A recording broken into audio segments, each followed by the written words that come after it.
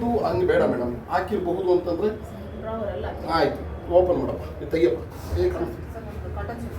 ಹೌದು, ಇಲ್ಲಿ ಇದೆ ದುಡ್ಡು, ಇಲ್ಲಿದೆ ನೋಡಪ್ಪ. 50 ಬರಪ್ಪ, ಇಲ್ಲಿ ದುಡ್ಡು ಇಲ್ಲಿದೆ ನೋಡಪ್ಪ. ಅದು ನನ್ನ ಏನೋ ಚಾರ್ಜಸ್ ಇದೆ ಅಂತ ಹೇಳಿದ್ರಲ್ವಾ, ನಾವು ಇವಾಗಲೇ ಎಲ್ಲ ಇದು ಯಾರ ಹತ್ರ ಕೇಳೇ ತಗೊಬರ್ಬೇಕು ಮೇಡಮ್. ಎಷ್ಟು ಅಂತ ಹೇಳಿದ್ರೆ ಅರೇಂಜ್ ಮಾಡ್ಕೊಂಡು ಎಷ್ಟು ಕೊಡ್ತೀರಾ ಕೊಡಿ, ಟೈಪಿಂಗ್ ಚಾರ್ಜು, ಆಮೇಲೆ ಅದು ಸೈಟೇಷನ್ಸ್ ಎಲ್ಲ ತೆಕ್ಕೊಡ್ಬೇಕು, ಆರ್ಗ್ಯುಮೆಂಟಿಗೆ ಸೈಟೇಷನ್ಸ್ ತೆಕ್ಕೊಡ್ಬೇಕು, ಕೊಡಿ ಎಷ್ಟು ಕೊಡ್ತೀರಾ? ನಮಗೆ ಇವಾಗ ಯಾಕಂದರೆ ನಮ್ಮ ಪರಿಸ್ಥಿತಿ ಅಷ್ಟೊಂದು ಚೆನ್ನಾಗಿಲ್ಲ.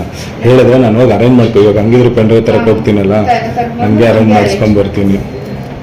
ಸರಿ, ಅಲ್ಲಿ ಯಾರೋ ವೇಟ್ ಮಾಡ್ತಾ ಇದ್ದಾರೆ, ಆಮೇಲೆ ಬನ್ನಿ ಪೆಂಡ್ರೈವ್ ತೆಗೆಸ್ಕೊಂಬಂದು. ಸರಿ ಆಯಿತು ಮ್ಯಾಮ್. ಅವರು ಹೇಳ್ತಾರೆ ಎಕ್ಸ್ಪೆನ್ಸಸ್ ತಂದ್ರಾ ಅಂತ ಕೇಳ್ತಾರೆ. ನಾವು ಮೇಡಮ್ ಎಷ್ಟು ಅಂತ ಗೊತ್ತಾಗ್ತಿಲ್ಲ ಅಂದರೆ ಅವ್ರ ಕೈ ಸನ್ನೆ ಮೂಲಕ ನಮಗೆ ಹೇಳ್ತಾರೆ ಇಷ್ಟು ಬೇಕು ಅಂತ.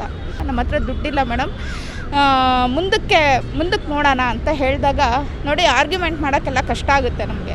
ಈ ಥರ ಹೇಳಿದ್ರೆ ಬೇಗ ಅರೇಂಜ್ ಮಾಡಿಬಿಟ್ಟು ಬೇಗ ತರಬೇಕು. ಲೋಕಾಯುಕ್ತಕ್ಕೆ ಹೋಗ್ಬಿಟ್ಟು ಮಾತಾಡಿ ನಮ್ಮ ವಿಚಾರನ ತಿಳಿಸಿ ನಮ್ಮ ನೋವನ್ನ ಹೇಳ್ಕೊಂಡಾಗ ಇವಾಗ ಇನ್ವೆಸ್ಟಿಗೇಷನ್ ಆಗ್ತಿದೆ. ಮತ್ತು ಅವರು 5,000 ರೂಪಾಯಿ ಎಕ್ಸ್ಪೆನ್ಸಸ್ ಬೇಕು ಅಂತ ಡಿಮ್ಯಾಂಡ್ ಮಾಡಿರ್ತಾರೆ. ಸರಿ ಅಂದ್ಬಿಟ್ಟು ಇವತ್ತು ಅವ್ರಿಗೆ 5,000 ರೂಪಾಯಿ ಕೊಟ್ಬಿಟ್ಟು ಅವ್ರು ಲಾಕ್ ಆಗಿದ್ದಾರೆ ಇವಾಗ. ಮತ್ತು ಲೋಕಾಯುಕ್ತ ಅವರು ವಿಚಾರಣೆ ನಡೆಸ್ತಾ ಇದ್ದಾರೆ. ನಮಗೆ ಆಗಿರೋ ಅನ್ಯಾಯ ಇನ್ಯಾರಿಗೂ ಆಗಬಾರ್ದು. ಇನ್ನಷ್ಟು ಹೆಚ್ಚಿನ ಮಾಹಿತಿಗಾಗಿ ಫಾಲೋ ಮಾಡಿ ಬ್ರಿಗೇಡ್ ನ್ಯೂಸ್ ಕನ್ನಡ.